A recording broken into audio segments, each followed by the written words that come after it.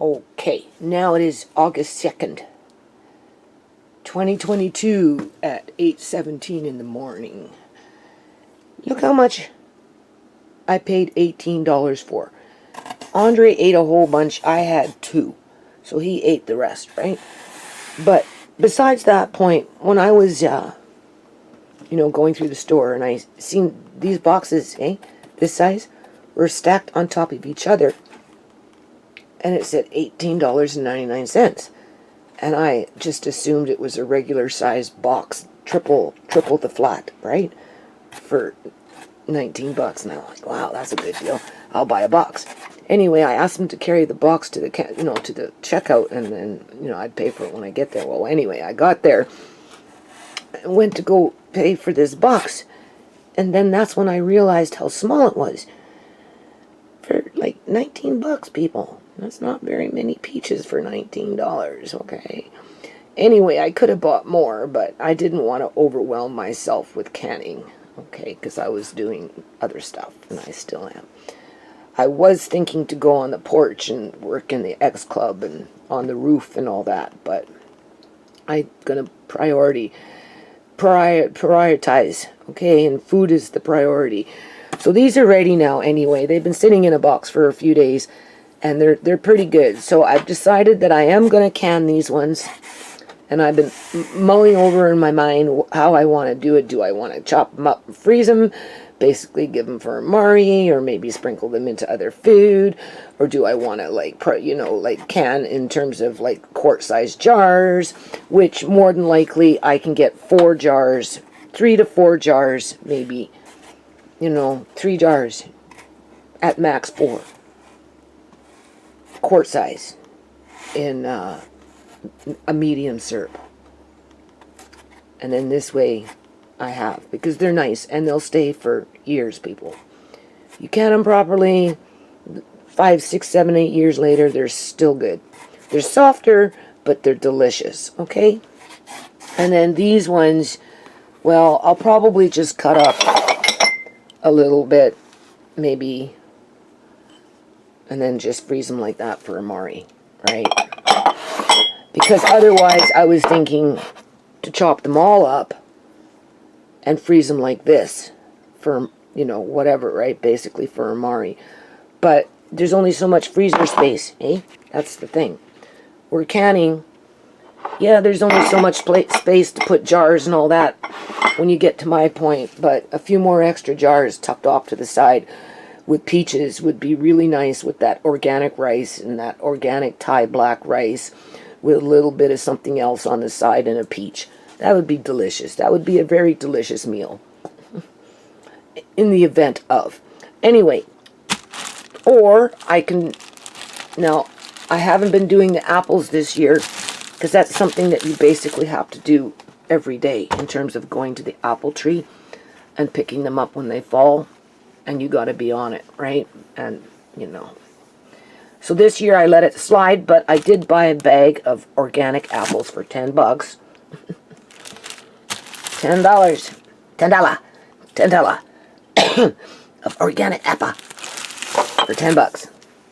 So, to make it easy on myself, if I can get 12 jars of the applesauce, which would be organic, combined with these as a sauce, it would be peach apple, then it would be perfect. It would be perfect for amari.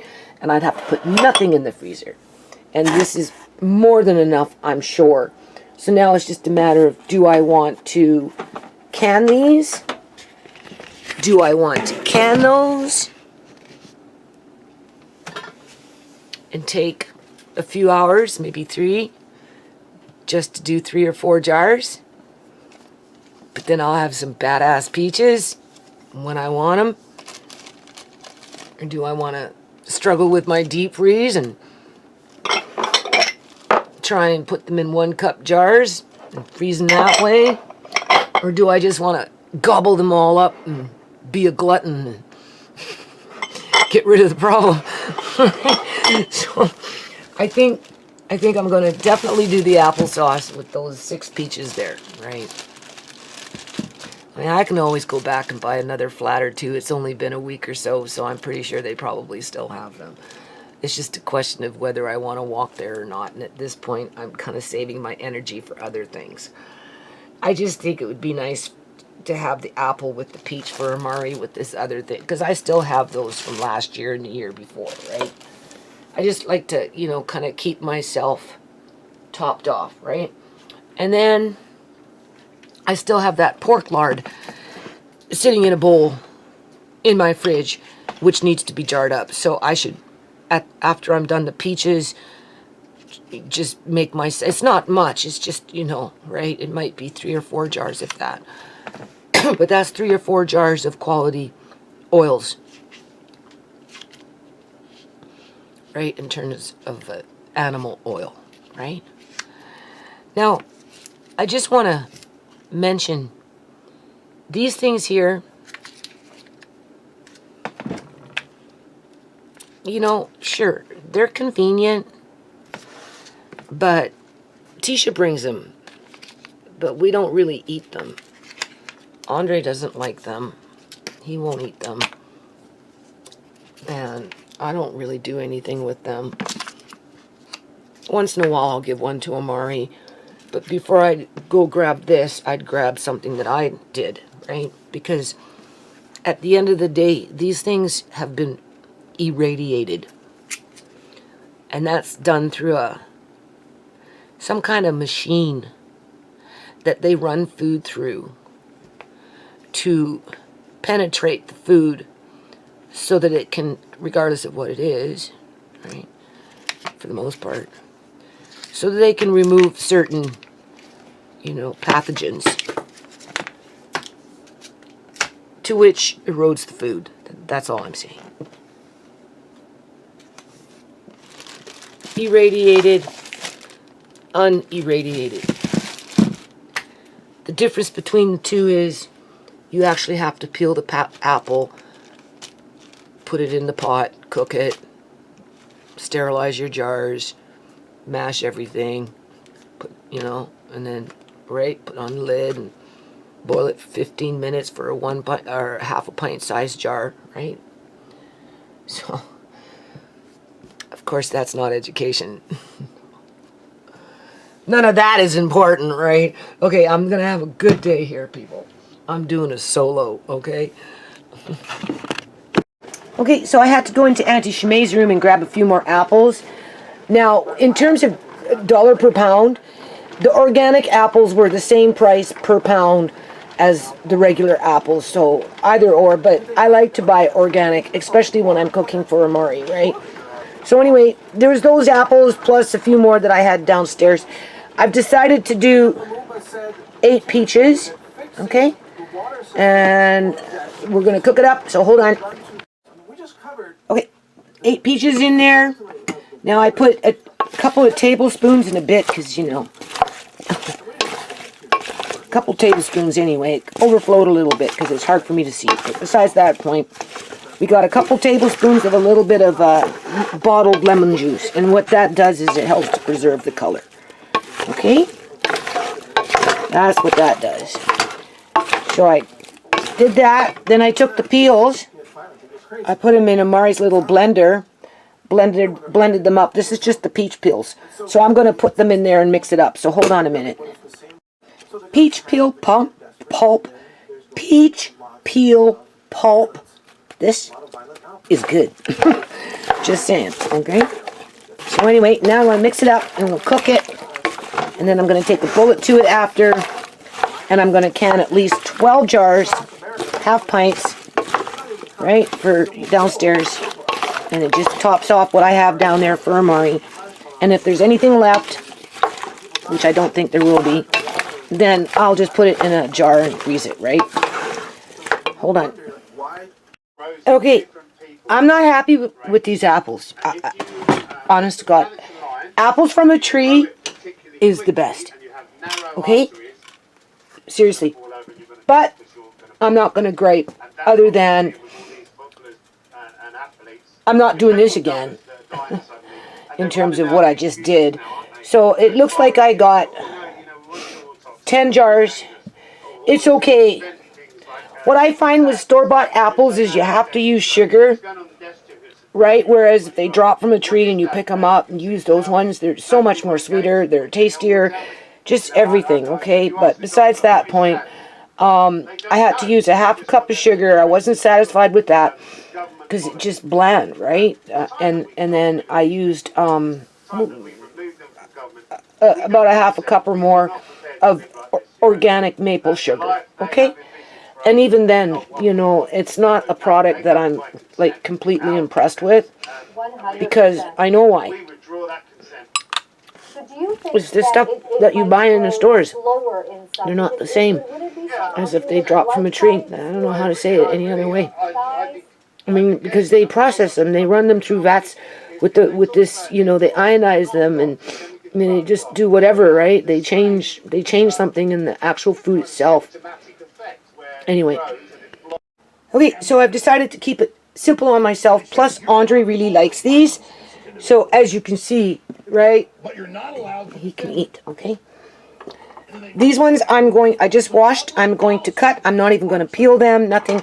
I'm just going to cut, and I'm going to fill up these little half-pint jars, okay? Quarter pint. This is a quarter pint, okay? Hold on. Easy peasy. Now I'll put them in the freezer, and I will put peach. Now, mind you, these are brand new lids that could be used for canning, but besides that point, right on first, right, in terms of, even though you think you're going to remember it's peaches, trust me, just write what it is, but write it on before you put it in the freezer, because otherwise, when they come out, you know, so hold on. So you can do it like this without a rim on it, right? You can stack it in your freezer when they freeze after the fact, okay? If for some reason there's a little bulge in the middle because, you know, right, the water swells. Now, I top this off with a bit of water, okay, just to help to preserve it, right? In terms of, just, it will just keep it nicer. You can just scrape off the top and then put your lid back on, and then put a rim on and screw it on if you want to, right? Just saying. Okay, so what time is it? It's 1:10 in the afternoon. So I did it. I've done all that. Now I'm going to get into this, because I just want to get on with things, right? I'm going to do this pork lard now. So I'm going to heat up my jars to 250. Put that.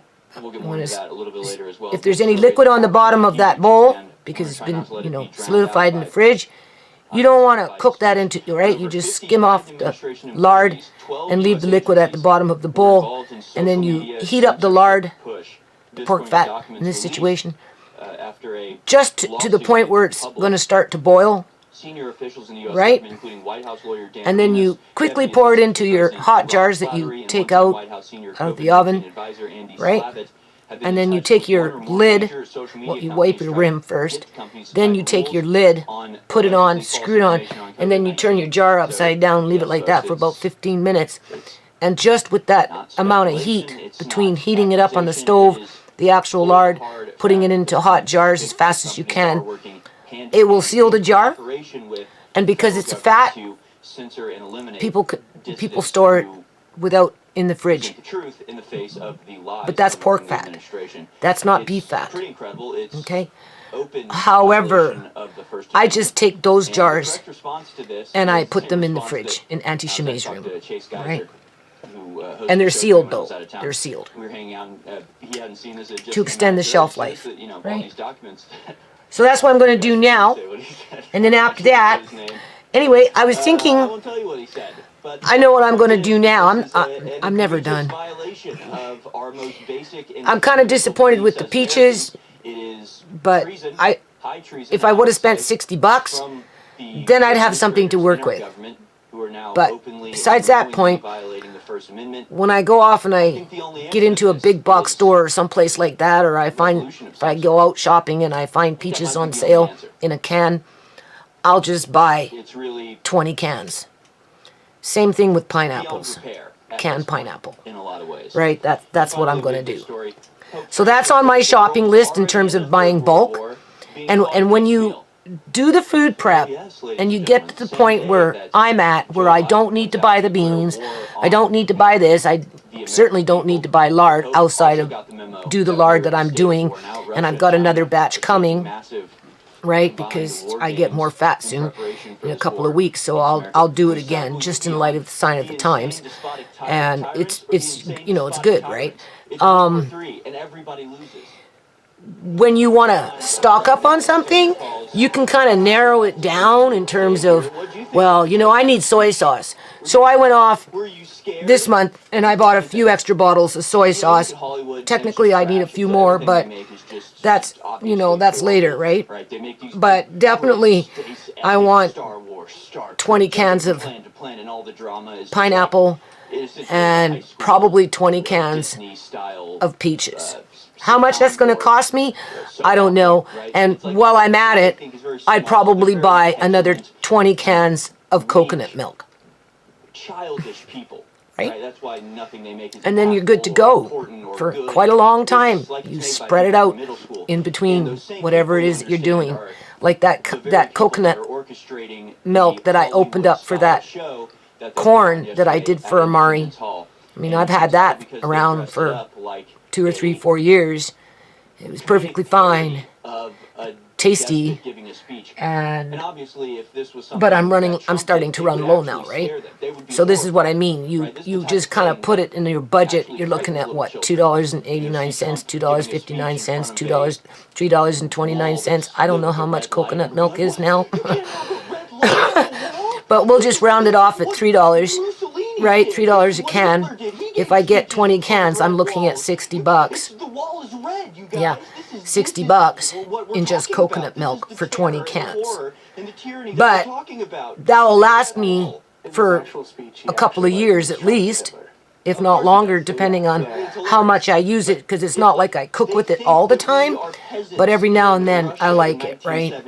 And with food, in our through the manufacturing of food, through the process, like processed foods and stuff, and like,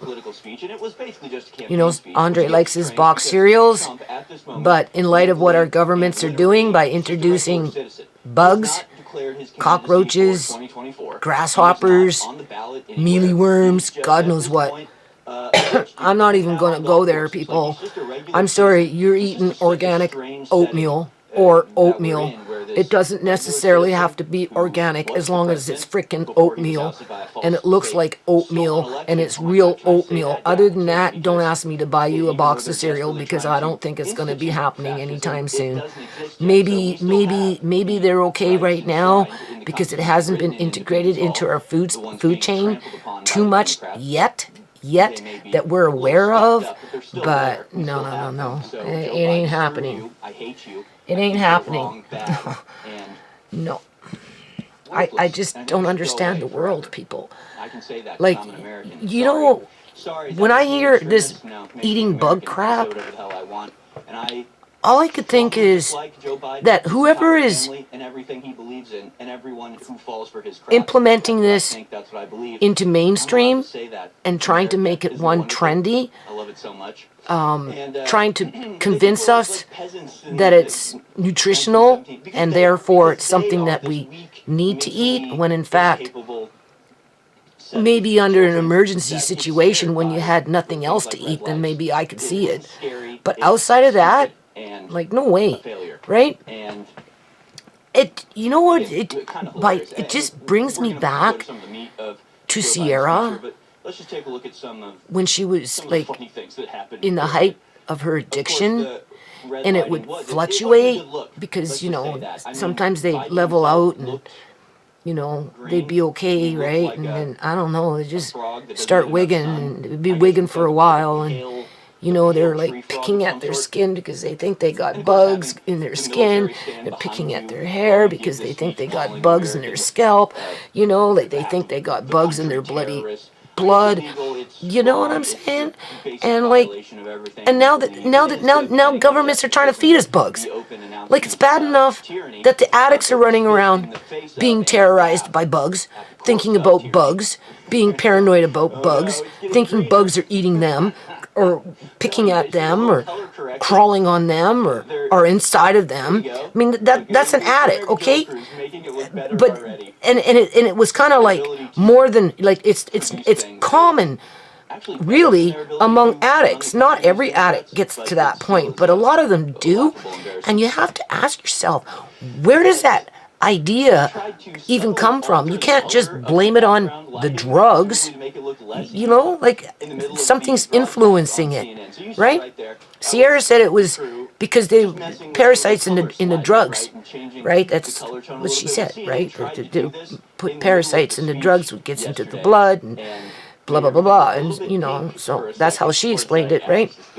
When I asked her about it. But besides that point, I mean, it's one thing you've got a population of addicts battling bugs, basically being freaked out over bugs. And now you've got mainstream population basically getting all paranoid about what they're going to be buying in the grocery store for those that don't want to eat bugs, right? Like, right? And being that so much of our food is processed in one way or another, you know, like, it's going to be very hard for a lot of people to differentiate between non-bug food and bug food. Right? As if you're going to stop and read what's on each and every container, assuming that you can even understand half of the words that's written under the ingredients section. Okay? So, you know, my advice is, if you don't want to eat bugs or have it in your food, then you're going to have to go back to the old ways. Right? This is where the young people could benefit from the old people, because it's the older people that know how to do stuff like this. Okay? Where the young people, I don't know. I don't know, people. All I know is I'm not feeding my family bugs. Like I said, Andre's going to learn how to make crackers. Okay? And if all he gets to eat is cream of wheat and oatmeal in terms of porridge, well, you could eat wheat porridge. You could eat buckwheat porridge. You could actually eat rice and make it into a pudding porridge. There's lots of other alternatives. It's the fact that you have to just get into the routine of cooking it up. But at the end of the day, all that food is so much more nutritional than anything that you could buy in a grocery store, processed or pre-made or made for convenience, you know. And so, yeah, just think long and hard before you accept bugs into your diet. And when in doubt, think of Sierra. Okay. In the other direction. That's why this is so infuriating. Like, what is it with the government and freaking bugs, man? If they're not putting it into the drugs, now they're putting it into the food. Think about it, okay? Just think about it. Okay, so now we're going to do this pork, okay? Jars are in the oven, been there for a while. Do you see that? That is water. Or beef juice, or whatever. Okay, if you don't want that at the bottom of your jar, then this is how you prevent that from happening. You render your fat, you put it in a bowl, and then you, okay, right, you know, just hold on. Okay, and as you start to get to the gel, right, jelly, now I don't know, another reason to do it this way is there seems to be something in there in terms of maybe a chunk of pork or something, I don't know. Either or, I just find that, you know, if you don't want that, depending on what you're doing. This is the only way to get rid of it, okay?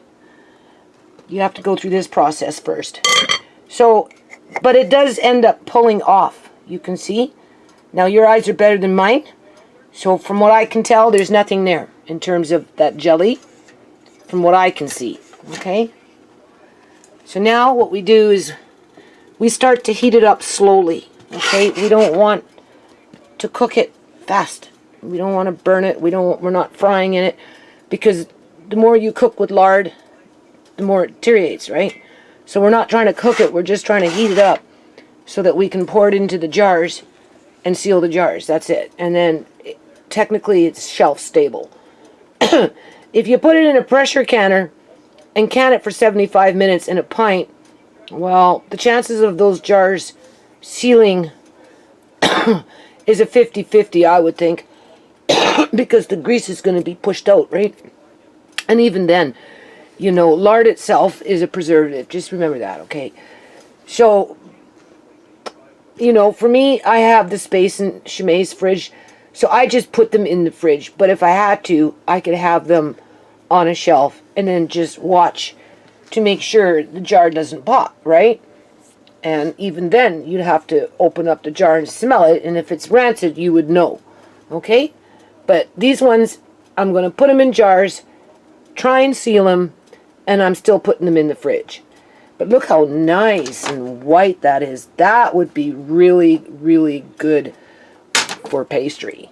Okay, like, I got some quality pork fat here. I can tell just by how white it is. Now, when was it? November of last year, I think it was November 2021. Around that time, we had that flood that wiped out like 14 bridges and flooded out Abbotsford and the farmlands and killed 60,000. I'm pretty sure it was like 60,000, or was it 6,000? It was either 6,000 pigs or 60,000. I think it was 60,000 by flooding. So the guy who gave me this said there's not much pork coming in, never mind pork with fat. And I said, well, whatever you got, that would be great for me. So I'm really happy to have this, like extremely happy to have this. And most definitely, I'm going to do it again. And right now, more beef is coming in terms of the beef fat, which you have to freeze after the fact, which is fine. I'll do one more batch for sure of beef fat. Right, try and squeeze it into my freezers. And then whatever pork fat I get, and then I can just ask for pork fat after the fact and do a bit more, right?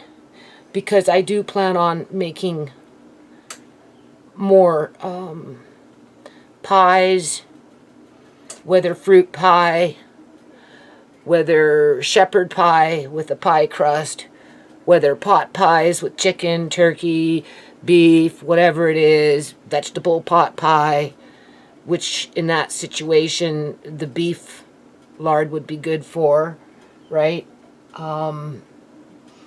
Cookies, just whatever, right? Because, you know, again, I'm not feeding the kids any kind of bug flour, bug protein, none of that crap. I'm just not. I'm so disgusted to even think about it. Like I said, like, you know, it's bad enough that the junkies are having to deal with bugs and the addicts, you know, and now they want the whole freaking population to be wigging over bugs. I'm not jumping on that bug bandwagon. So I highly recommend that you do this. Now, I don't know if it was Canadian Prepper, he's in Saskatchewan, or if it was another prepper channel that mentioned this, but I think somebody, I'm pretty sure it was in Saskatchewan, somebody's running around out there, or maybe it was just a blip that I seen on somebody, you know, talking about things and Anyway, it was mentioned that in Saskatchewan, Canada, there are individuals that are running around out and about in the farm areas where the cattle are, and they're poisoning the water, the watering holes, to kill the cows. I mean, you're hearing about 2,000 cows dying all of a sudden in Arkansas or Kansas or wherever it was, blaming it on the sun, when in fact other people have come and disputed that and saying, no, we're cattle ranchers. No, these cows, they can stand it under the sun. We've been through this before. They never died before. This is something else that killed them. Regardless, there's an attack on our animals and the food source that they provide for human beings. And it seems to be in Canada now, where cows are being poisoned so that they can promote their bugs, people. That's what it is. Okay? Like, whatever, like, this bug stuff just came out of nowhere. Like, 2 months ago, did anyone know that they were going to start putting, 3 months ago, did anyone even think that they were going to start putting bug meal or bug flour and bug goo and bug this and bug that into freaking food? Never even crossed my mind, people. Like, civilization has become so savage. Like, that's savage, right? To sneak it into cereal, to sneak it in to those little, those things that kids like to eat, those little fish cheesy things. They're like little crackers, but they're made into little fish. I don't know what they're called, but I don't buy them, right? But Tisha gives them to Alea May all the time. Honestly, I don't know if Tisha's even aware that they're starting to put bug flour into food. And honestly, the way things are going is just a matter of time before these big companies do it. If they aren't doing it yet, right now. If they're not already doing it, people, they're gonna do it. And so many people aren't going to have a choice, whether through ignorance, because they can't read the label and they don't know, right, what is what on the label, or because there's nothing else available to buy.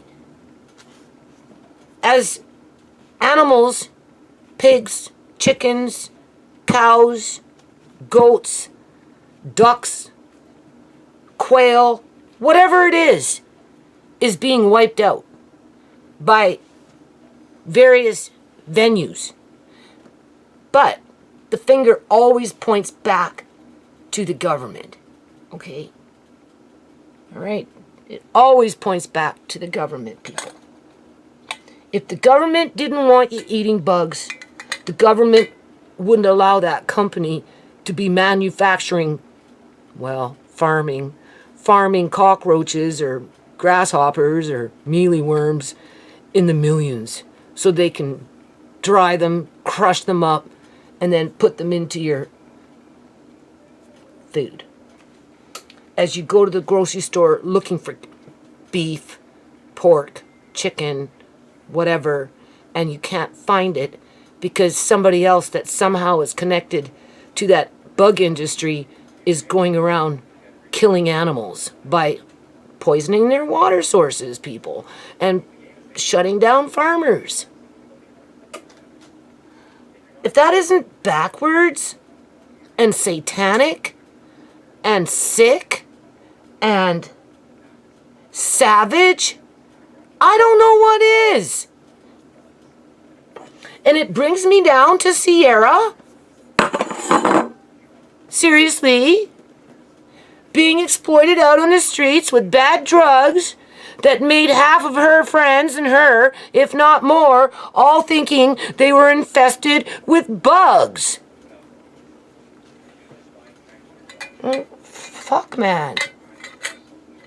Like, I don't know what kind of future young people have outside of the ones that are demonic. The ones that are like the young people that are demonic, well, I guess they'll be successful like the older generation that's demonic. Like, you know, demonic. Oh, my Lord. And just so frustrated with it all. You know, they're running around, causing havoc, this, that, and everything else. And, you know, there's no care in the world. I guess they don't care if they're going to eat bugs, people. I guess they want bugs. You know? Because they sure in the hell don't stand up for anything. They have no moral compass, right? So, for someone like that, eating bugs, well, I guess it makes sense. I'm not eating bugs. And I'm not feeding it to my grandkids either. Anyway, when you're working with lards and you're going to put them in a jar this way for storage, you need this. I mean, if you don't have this, and this is all you have, but that's what you're going to get. Do you see what happens? So, make the investment. Alright? Now after this, see it's melting, it's on low, it's 3, it's already starting to melt, and then once it's completely melted, you slowly turn up the heat, and once you see it gets to that point where it's almost ready to get into a boil, but not quite, that's when you fill up your jars, okay? And you get your jars hot out of the oven, alright?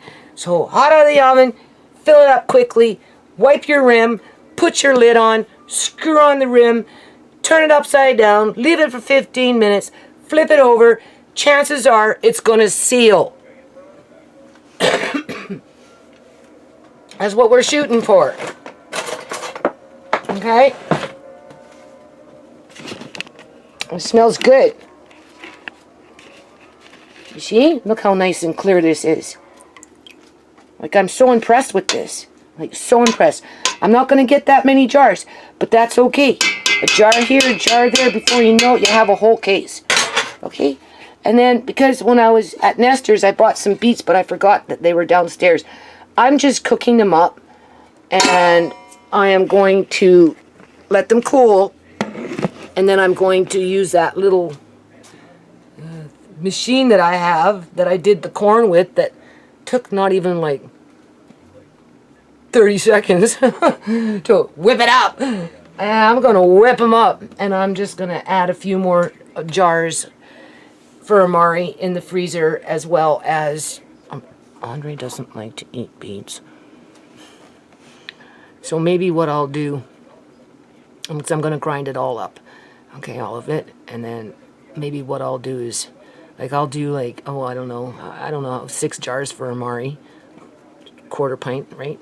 And then the rest, I'll just put in a, little Ziploc seal bag, and then maybe I'll try and make a beet cream soup later on, where it's just blended versus in chunks, right? I'm going to try that, because he won't eat them if I just feed them to him that way. So, okay, so let me do this, and I'll be back. It's on. Well, you can tell what's going on. You asked me what I was doing, I told you. Yeah, you're just canning wood for cooking, right? Yeah. Yeah. But like, what can you cook with it though? You can fry in it, you can bake in it, you can make pie with it, pie shell, you can make cookies with it, you can make cake with it, you can deep fry in it, you can make soap with it, well, soap with beef. Okay, so now, okay, you seen what I did. I heated that up, it didn't boil, right? But it was starting to crackle in there. So now that that's been done, you just gently turn it over for about 15 minutes. Still a little bit in there. Yeah, that's okay. We'll use that one. Maybe we'll make French fries with that. Yes, French Or fries. fried potatoes anyway. Oh, French. So we just turn that upside down like that for a few minutes, about 15 minutes, and then flip them over. And how much is here? Not much. Just enough for all of our french fries. Okay, then why don't I just leave that there, and I've got a little bit there with that I can't use, and we'll just fry some kind of potato in that later. Okay? Yeah, all you have to do is just cut the potatoes in like french fry pieces. Yeah. That's all you have to do. Yeah. Very simple. Yeah, it's really not enough oil, but hold on, there's some over here. Just wait. Move. This right here I can throw in. Oh my Lord. I'm stuck on there. It's all greasy now. Oh, turn that off and help me. Okay, so that's why that's the jelly, right? That's gelatin, okay? That's from the meat and stuff, right? That's not lard. So I just took an old lid here, put pork jelly, right? And I'm going to freeze that, and I'm going to cook that up with a meal, whether with beans. Maybe I'll do beans. Who knows? Make gravy with it. Do something with it, okay? Then we got 2 jars out of what was given to me. So that's okay. I'm feeling pretty good about that, considering, and plus we've got enough here that wouldn't fill up, I don't think, a jar. But we're going to make some potatoes. Now, remember I said I was feeling something in there? You know, it's my eyes. I missed it. Do you see? There's a little bit of, right? So, maybe straining twice, because it overflowed. I thought I caught it, but I didn't. Actually, that can go in there. So I'll put that in there, right? The next time I do this, I'm going to make an attempt. I am going to make an attempt. I'm going to end this video now, people. I'm going to make an attempt to strain it twice, but, you know, I mean, I can't see very well, right? The only reason I can do this stuff is because I've done it multiple times. So it's not, you know, it's just a matter of going through the motions more than anything else, right? And, you know, where I find the hardest part out of all of this is headspace. I have a hard time getting the headspace.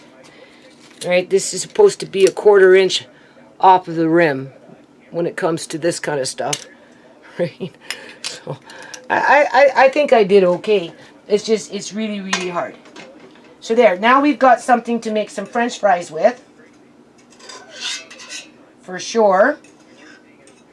And then now I can focus on these beets, which means I can turn up the water, just turn up the heat just a little bit. And then I'm going to cook them, for the most part, let them cool, and then I'm going to pulverize them, and then I'm going to do my little jars for Amari, so I can blend them into his foods. He really likes that corn, right? Marcaine made salmon, I guess, the other day, and, you know, he spoils Andre, right? And Andre's growing, so, you know, he's always calling Andre down for a bowl of food. Anyway, Andre came up with a bowl of food, and he didn't want to eat the fish, right? So I ended up, you know, blending it up with egg and mayonnaise. And then I did the corn with the carrots that came from that fish. Yeah, Amari is just greasing. So now I'm going to just take this as is, and I'm just going to put it in the freezer. I made sure that I wrote on the lid what it is, and then I'm going to incorporate it into a meal at some point in the future. And I'll probably be doing this again, hopefully, in the next couple of weeks, right? And hopefully I'll get to the hospital before that happens to at least find out what's going on, right? So, I guess that's the end of this video. I'll flip these over in about another 5 or 10 minutes, and then leave them on the counter. Just let them cool down for a little while longer. And once they're a little more cooler, I'll put them in the fridge, right? Let them solidify, and then they go downstairs. Oh, yes. And I think the next time I do this with pork fat, I'm going to see if salting it for the night and then rinsing off the salt makes a difference in terms of the lard, right? I mean, really, it kind of boils down to where the fat came from. But I was pretty impressed with that color, people. And there was not really no smell other than it smelled good. So, you know, no regrets.